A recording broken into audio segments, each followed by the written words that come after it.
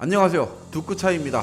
최근 관세 전쟁, 중동 전쟁으로 인해서 나스닥 지수가 폭락도 했다가 급등도 했다가 아주 정신없는 시장 움직임이 반복되고 있습니다. 만약에 이런 일들이 없었다면 시장은 그냥 안정적으로 흘러갔겠죠. 우리가 절대로 예측할 수 없는 사태, 이런 일들이 종종 일어납니다. 바로 이런 걸 블랙스완이라고 부릅니다. 이런 예측할 수 없는 사태가 일어남에도 우리가 원칙과 기준을 명확히 세우고 이 매매에 임할 수 있다면 우리의 계좌는 폭발적으로 증가할 텐데요. 그래서 필요한 것이 원칙과 기준을 지킬 수 있는 매매법을 충실히 따르는 것입니다. 가령 손익비가 좋고 승률도 뛰어난 정말 좋은 매매가 있다고 가정을 해볼게요. 그런데 시장의 흐름이라는 건 그 누구도 100% 예측할 수가 없어요. 대부분의 사람들이 꾸준하게 수익을 내지 못하는 이유는 본인만의 확고한 매매 전략 없이 너무 감정적으로 트레이딩에 임하기 때문입니다. 계속 합리화를 하면서 버티다가 결국 엄청나게 손절을 하던가 아니면 아예 청산을 당하는 경우도 허다하죠. 그래서 오늘은 우리가 매매 원칙을 철저하게 지킬 수 있다는 전제하에 폭발적으로 시드를 늘릴 수 있는 매매법 소개해 드리려고 합니다. 오늘 소개해 드릴 매매법은 해외에서도 난리난 매매법인데요. 500만 조회수가 넘으면서 굉장히 이슈가 됐던 매매 전략인데요. 100달러를 6만 달러까지 만들 수 있었다고 해요. 그럼 지금부터 하이켄 애쉬를 이용한 전략 어떻게 사용하면 되는지 보도록 하겠습니다. 자, 첫 번째 단계는 캔들 모양을 하이켄 애쉬 캔들로 바꿔주는 겁니다. 일반 캔들 같은 경우에는 양봉, 음봉이 윗꼬리와 아랫꼬리가 반복적으로 나타나서 이 추세를 보기가 어려울 수가 있는데요. 하이켄 애쉬 캔들은 명확하게 음봉, 양봉, 평균값으로 나타나기 때문에 추세를 파악하는 게 일반 캔들보다 보기가 굉장히 쉽고요. 이렇게 양봉 캔들이 떴을 때 이전 캔들보다 다음 캔들의 몸통 부분이 길고 아랫꼬리가 없이 깔끔한 양봉이라면 그 다음에 그대로 상승 추세를 이어갈 확률이 매우 높아요.